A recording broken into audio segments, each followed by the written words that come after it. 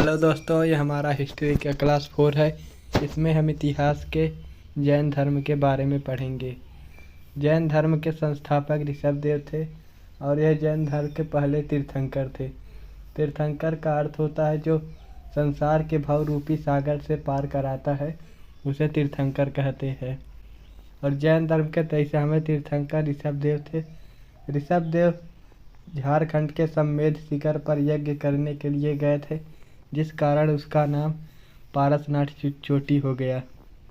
जैन धर्म के अनुसार जो ऋषभदेव थे वह जैन धर्म के 24वें तीर्थंकर थे और पारसनाथ 23वें तीर्थंकर थे। और ऋषभदेव के पिता का नाम अश्वसेन था। यह अश्वसेन के पुत्र थे और यह सम्मेद शिखर पर जब यज्ञ किए तो उनको ज्ञान प्राप्ति है। उन्होंने चतुरायण धर्म दिया।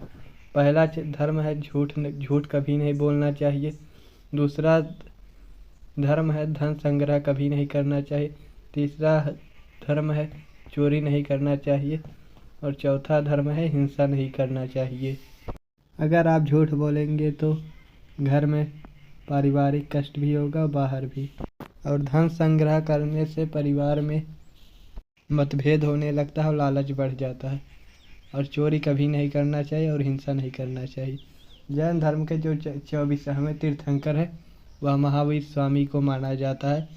इन्हें जैन धर्म का वास्तविक संस्थापक कहा जाता है, क्योंकि इन्हीं के समय जैन धर्म का ज़्यादा महत्व बढ़ सका। तो चलिए हम महावीर स्वामी के बारे में जान लेते हैं। महावीर स्वामी के पिता का नाम सिद्धार्थ था और इनकी माता का नाम त्रिशला था। इनका विवाह यशोदा नामक लड़की से हुआ था। इनका जन्म 640 ईस्वी में वैशाली के कुंडग्राम गांव में हुआ था।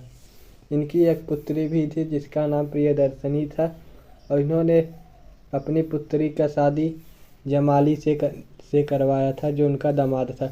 30 वर्ष की आयु में इन्होंने अपना घर त्याग दिया और 12 वर्ष की कठोर तपस्या करने के बाद इन्हें ज्ञान की प्राप्ति हुई। इन्होंने तपस्या जाम्भिक ग्राम के त्रिजुपालिका नदी के तट पर की थी।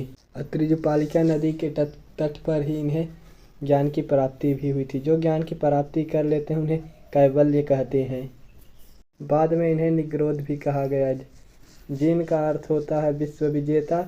निग्रोध का अर्थ होता है घर के बंधन से मुक्त होना।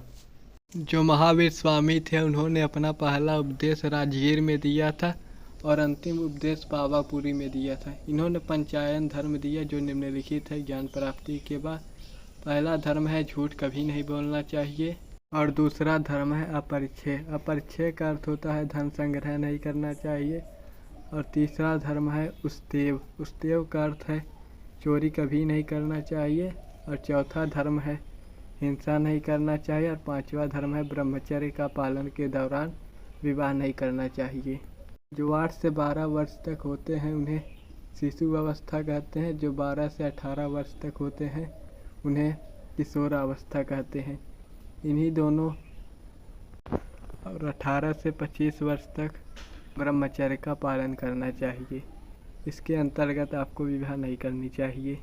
और महावीर स्वामी के त्रिरत्न थे जो निम्नलिखित थे: सम्यक ज्ञान, सम्यक विश्वास और सम्यक आचरण। महावीर स्वामी जो थे वह ईश्वर और मूर्ति पर विश्वास नहीं करते थे। इनका विश्वास था कि इसमें कोई भी देवता नहीं रहते हैं, इसलिए वह मूर्तियों का विरोध करते थे।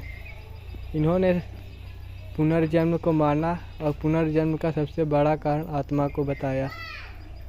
आत्मा को सताने के लिए इन्होंने कहा मोक्ष प्राप्ति के बाद पुनर्जन्म से मुक्ति मिल जाएगी। अर्थात जिस व्यक्ति को मोक्ष प्राप्त होता है वह पृथ्वी पर पुनः जन्म नहीं लेता है। इसलिए मोक्ष को इन्होंने सबसे सर्वश्रेष्ठ माना है। इनका विश्वास था कि यह संसार सब मोहमाया है। और जो महावीर स्वामी थे वह अहिंसा पर जोर दिए रहते थे। इनका मतलब है कि युद्ध कभी नहीं करना चाहिए।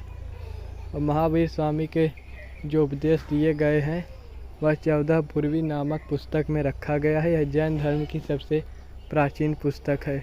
महावीर स्वामी ने अपने उपदेश प्राकृतिक भाषा में दिए हैं और इनका अंतिम उपदेश ही पावापुरी में हुआ था। अंतिम उपदेश के बाद इनकी मृत्यु हो गई 468 ईस्वी में।